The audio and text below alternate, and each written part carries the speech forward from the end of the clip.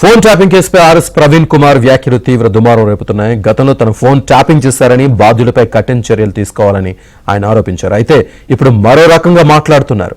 ఉత్తమ అధికారిగా అవార్డులు అందుకున్న ప్రభాకర్ రావు వ్యక్తిత్వాన్ని కించపరిచే ప్రయత్నాలు జరుగుతున్నాయంటూ మాట మార్చారు.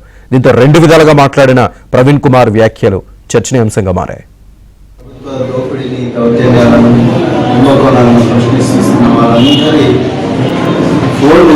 ఈరోజు హ్యాక్ అవుతానని నాకు అనుమానంగా ఉంది.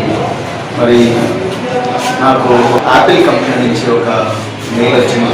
మీ ఐఫోన్ ఏదైతే ఉందో దాన్ని ప్రభుత్వాలు హ్యాక్ చేయడానికి ప్రయత్నం చేస్తున్నాయి.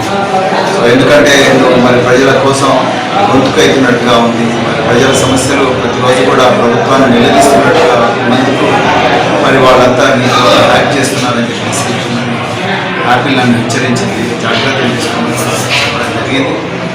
అయితే మరి దీని మీద పూర్తి స్థాయి విచారణ జరగాలి. ప్రజాస్వామ్యబద్ధంగా, రాజ్యాంగబద్ధంగా ప్రభుత్వాలకు వ్యతిరేకంగా పోరాడుతున్న మాలాంటి రాజకీయ పార్టీలు, జాతీయ పార్టీల నాయకుల మొబైల్ ఫోన్లను కూడా మరి హ్యాక్ చేస్తున్నారంటే మీరు ఒకసారి అర్థం చేసుకోండి ఎంత దుర్మార్గమైన రాజ్యం నడుస్తున్నది తెలంగాణ.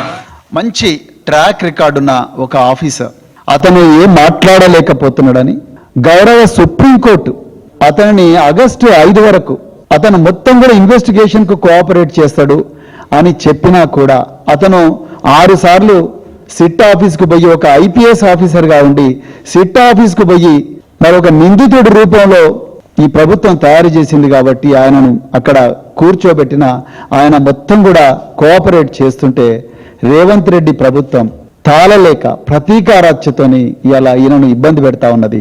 నిజంగా ఎవరైనా పర్సనల్ ప్రయోజనాల కోసం వాడుకుంటే వాళ్ళని శిక్షించండి. సీనియర్ ఆఫీసర్ను, అత్యుత్తమ అవార్డులు తీసుకున్న ఒక ఆఫీసర్ను, క్యాన్సర్తో బాధపడుతూ కూడా ఉద్యోగం చేసిన ఒక ఆఫీసర్ను, కేంద్ర హోంమంత్రి దగ్గర అవార్డు తీసుకున్న ఆఫీసర్ను మీరు ఈడియట్